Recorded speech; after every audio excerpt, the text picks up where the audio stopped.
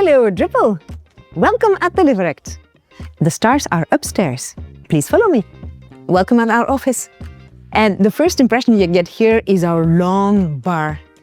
And for us, the bar symbolizes connection. And we want people here to, as you can see, to hang on the bar, to discuss, to share a thing what they did during the weekend, but also problem solve some problems that they have. But we find that is the most important function of the bar is that people also talk cross-departmentally. We really believe in that cross-pollination. What is my problem? Maybe that is something you can do. And maybe these answers don't necessarily come from the same department.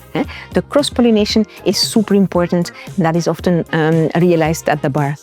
We are extremely lucky to have a barista. You can see her over there, and she's making the most fabulous coffees.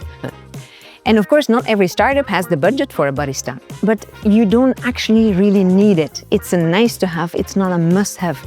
The most important part is that you have a place where you have good coffee, good drinks, and then where people can stand and share.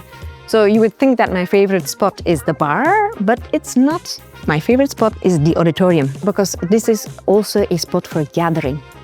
Every Friday at 5 o'clock, we gather with the entire company. Each department will explain their key highlights of the week. And we share, and we applaud, and we celebrate. And so this is a really crucial moment of connection.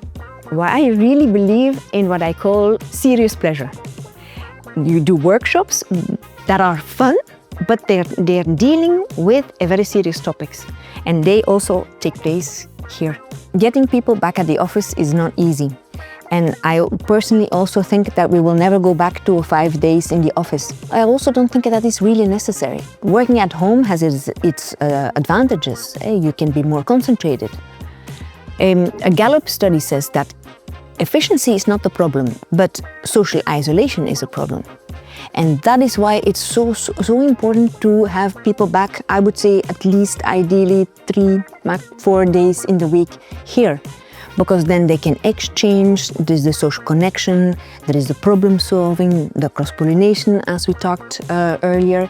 That is a kind of advantage that you cannot put in a spreadsheet, but which is super important. These are Deliverect's refreshed values. Our original values were a lot more playful. Be captain of your own rocket ship, shoot for the moon, if you miss, you land among the stars. But after a couple of years, they didn't feel right anymore. And so we decided to do a value refresh. And we started at the top. So we asked the C-level, what are the values you need for Deliverect to be a thriving company, both from a business perspective as from a working together perspective. And then I did a roadshow through all the different locations in the world and asked them the same question. So we asked what I call the belly of the organization, what are these values, the refreshed values we need? And we took that output from the belly of the organization together with what the C-level said, and those have become our new values. And to give you an example, this one, Plan Smart, Act Fast, is a value that came from a concern of the belly of the organization, who said that we want to be an agile company, of course we want to iterate and move fast, but C-level, sometimes we have to stop, take a step back and think things through. And so that is this value. Here you see our Stardust wall. And Stardust is, for us, the combination of all our values. We use it also in our language. So when you're hiring someone, you will say, how much Stardust do they have? So for us, Stardust is like a combination of all values. And one of the things we do is we hand out Stardust Awards at the end of each quarter. The story of this beautiful wall is the following. We had an awards ceremony, and you see all these beautiful frames, but nowhere to put them. And our barista is an extremely creative person, and she said, I'm gonna paint a beautiful wall, which very also symbolized Deliverect's culture with the shooting for the moon, etc., etc. And She used our slogan, "Don't ask for permission, ask for forgiveness," putting the value of ownership and initiative to life. And she started painting. And of course, everybody loved it to pieces. By now, you've seen that there is a lot of references to space. The stars are upstairs, be captain of your own rocket ship. And yet, we are not a space company. It all has to do with Deliverect's ambition. Our ambition is sky high. We want to be the best in the food service industry and beyond. And that is why we're using these metaphors of space and moon and astronauts and rocket ship. We've, from the very early days, decided to describe our culture really very tangibly. What are these values that we find so important? And then we translated the values into concrete behavior. What behavior do I see when you live that value? And the behaviors you translate into everything you do. So the cliché says that every startup needs a ping pong table, but that's not true. It's not because you have a ping pong table that you have that vibe and that lively culture. I mean, it starts with the culture, and if there is vibe and there is spark, then of course the ping pong table will be used, not the other way around. This is our silence room because we find it super important that people also have a place where they can work undisturbed, full focus. During lunch hours, we use it for yoga. And yoga is, for example, is an initiative we do for well-being. For some months it has traction, and then sometimes it dies down again. And then there is another initiative that is more popular. We've taken people on walks for lunch. Then that dies down. So it's very typical for these well-being initiatives that you have to refresh them from time to time.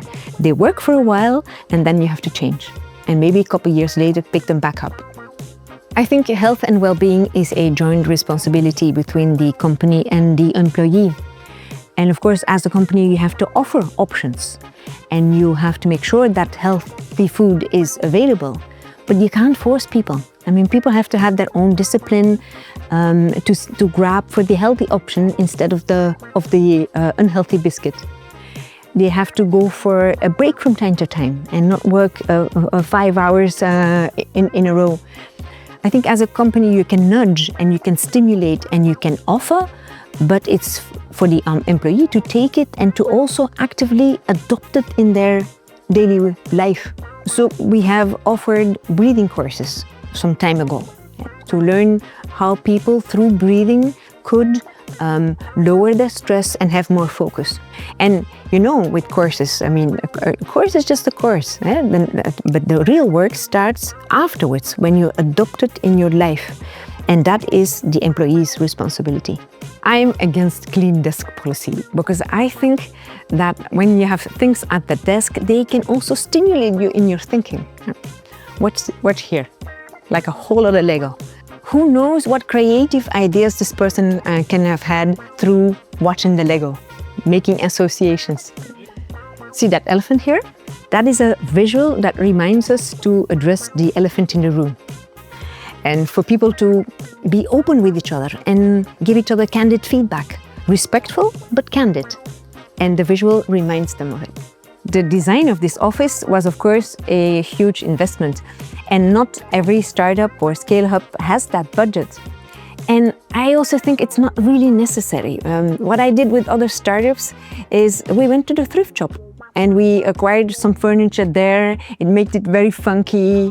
You make sure that you use the space and you design the space so that the atmosphere of the values that you want to radiate is there. The most important thing is to have the spaces where people can meet and where they can have a coffee or a healthy drink or an exchange, both about the weekend and about work. So the space is more important than the design. Things don't always have to cost a lot of money.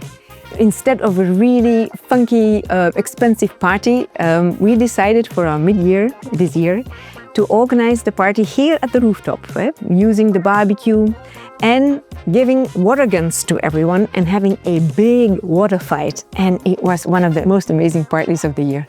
My most important piece of advice for companies who want to work on company culture is to be very intentional about What are our values? What is our DNA? Why do we exist? Who do we want to be? And translate these elements into daily behavior and everything you do. Because then you can weave them through your hiring, through your performance, through your onboarding, through your office design, etc., etc. And that will make it so much stronger. I often compare culture with a campfire. You might have the most beautiful campfire. If you don't put on a log from time to time, your fire will die. And the same counts for your culture. If an initiative doesn't work, then drop it. Just find something else. Be creative. Find something that brings that spark back. That is what you need to do in order to maintain your culture. Refresh it from time to time, look for a new initiative, and that is how you keep that culture alive.